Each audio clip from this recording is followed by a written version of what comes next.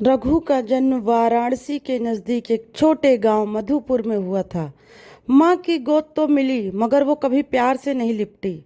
पिता शराब के नशे में रहते और दिन रात माँ को पीटते। घर में रोटियां गिन गिन कर मिलती थीं। स्कूल का नाम तक नहीं पता था रघु को, क्योंकि उसकी किताबें कभी नहीं खुली, केवल हाथ खुले चोरी करने के लिए। गांव के मंदिर से पहला प्रसाद चुराया था। पकड़ा गया तो पंडित ने थप्पड़ नहीं मारा, लेकिन आंखों में जो निराशा थी वो पहली बार रघु के अंदर कुछ टूटा था। मगर भूख, वो तो हर दिन पेट में जलती थी। वो भाव जल्दी ही खो गया। चोरी फिर आम हो गई। 14 साल का हुआ तो रघु ने शहर की गलियों का रुख किया। वहाँ भीख मांगने वाले बच्चे, जेब कतरे और सिगरेट बेचने वाले बच्चे उनकी दुनिया बन गए। वहाँ एक लड़का मिला, कल्लू, जो पहले से ही छोटे मोटे अपराध करता था। वही रघु को एक गैंग में ले गया। गैंग के मुखिया राजन भाई ने पहली बार उसे 100 रुपए दिए। इतने पैसे रघु ने कभी एक साथ देखे नहीं थे। 100 रुपए का मतलब था 2 वक्त की रोटी, पान बीड़ी और थोड़ी इज्जत। अब रघु शहर का हिस्सा बन चुका था, अंधेरे वाला हिस्सा। 18 की उम्र में रघु ने पहली बार चाकू उठाया, वो भी जान बचाने के लिए नहीं, दादागिरी दिखाने के लिए। एक दुकानदार ने पैसे देने से मना कर दिया था। झगड़ा हुआ और रघु ने चाकू मार दिया, सीधे सीने में। खून इसके हाथों में था। पल भर को कांपा मगर फिर दौड़ गया, पर जिंदगी नहीं दौड़ पाई। 2 दिन बाद पुलिस वाले ने पकड़कर अदालत में केस चला दिया और उसे 10 साल की सजा सुनाई गई, वाराणसी सेंट्रल जेल में। जेल की पहली रात बहुत भारी थी। लोहे की सलाखों से झांकता आसमान कुछ और ही दिखता था। काले बादल, चुप्पी और भीतर का शोर। वहां उसका परिचय हुआ उन लोगों से जिनकी दुनिया कानून के बाहर थी। वहां से उसने सीखा कि डर को कैसे दबाना है, कैसे आंख में आंख डालकर बात करनी है। पर जो नहीं सीखा वो था शांति। रघु अब जेल में था, लेकिन उसका मन अब भी सड़क पर था, बदला लेने, नाम कमाने और डर फैलाने की प्यास के लिए। साल 2011, मई का महीना। जेल में हलचल थी। बुद्ध पूर्णिमा पर हर साल एक साधु आता और सत्संग करता। रघु को जबरदस्ती उन कैदियों के साथ बैठा दिया गया था जो धार्मिक थे। वो चिढ़ता था ऐसे लोगों से जिन्हें लगता था कि भगवान से सब ठीक हो जाएगा। इस बार आए थे महानंद स्वामी, शांत चेहरे वाले बुद्ध, वृद्ध, सफेद वस्त्र, हाथ में कमंडल और कम बोलने वाले। जो दुखी हैं वही बुद्ध को समझ सकते हैं, जो टूटे हैं वही निर्माण कर सकते हैं, और जो खो चुके हैं सब कुछ वही पा सकते हैं, आत्मा की आवाज़। स्वामी जी ने एक डाकू की कहानी सुनाई, अंगुलीमाल की, जो 100 लोगों को मार चुका था, उंगलियां काटकर माला बना चुका था। लेकिन जब उसने बुद्ध को देखा वो स्तब्ध रह गया। उसने उन्हें रोकना चाहा, लेकिन बुद्ध नहीं रुके। मैं तो रुक गया अंगुलीमाल, अब तू भी रुक जा। ये सुनकर रघु अंदर से कांप गया।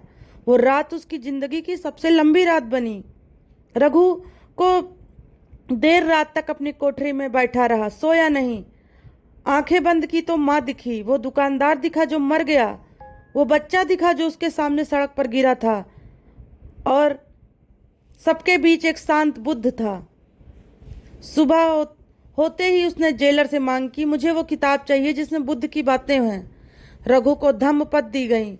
शुरुआत में शब्द कठिन लगे, लेकिन भाव गहरे थे। क्रोध को क्रोध से नहीं, केवल प्रेम से ही मिटाया जा सकता है। हर दिन वो ध्यान करता, चुपचाप बैठता, सांसों को महसूस करता। जेल के बाकी कैदी मजाक उड़ाते, लेकिन कुछ महीनों बाद वे खुद उसके पास बैठने लगे। 1 साल बाद जेल प्रशासन ने ध्यान शिविर की इजाजत दी। रघु अब सह प्रवक्ता बन चुका था। उसके सत्रों में अब 20-30 कैदी आते थे। उनमें से कई ने पहली बार आंसू बहाए। रघु अब पढ़ता था न्याय, करुणा, क्षमा और मौन।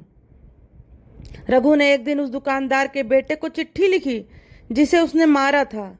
लिखा, मैंने तुम्हारे पिता को मारा, पर अब हर रात उनसे माफ़ी मांगता हूँ।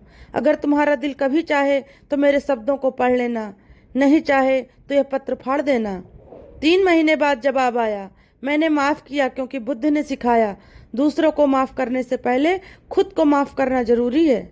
10 साल बाद जब रघु जेल से बाहर निकला, उसके बाल सफ़ेद हो चुके थे, लेकिन मन पहले से शांत था।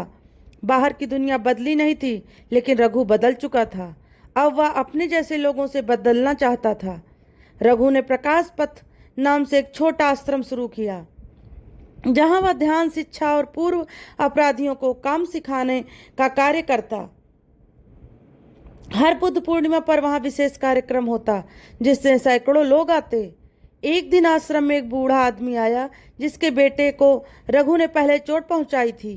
वह चुपचाप घंटों ध्यान करता रहा और अंत में रघु से बोला, तू अब वो रघु नहीं जिसने मेरे बेटे को मारा था, तू अब वो है जिसने मेरी आत्मा को सुकून दिया है। रघु की आंखों से आंसू निकल आए। अब रघु स्कूल में जाता है, बच्चों को अपराध से दूर रखने की शिक्षा देता है। एक दिन एक बच्चे ने पूछा, अंकल क्या आप सच में बहुत बुरे थे? रघु मुस्कुराया और बोला, हाँ बेटा, पर बुरा रहना जरूरी नहीं होता, बदलना हमेशा संभव होता है। हर साल बुद्ध पूर्णिमा की रात रघु उसी जेल में जाता है जहां वह बंद था। अब वह वहां स्वामी रघुनाथ कहलाता है।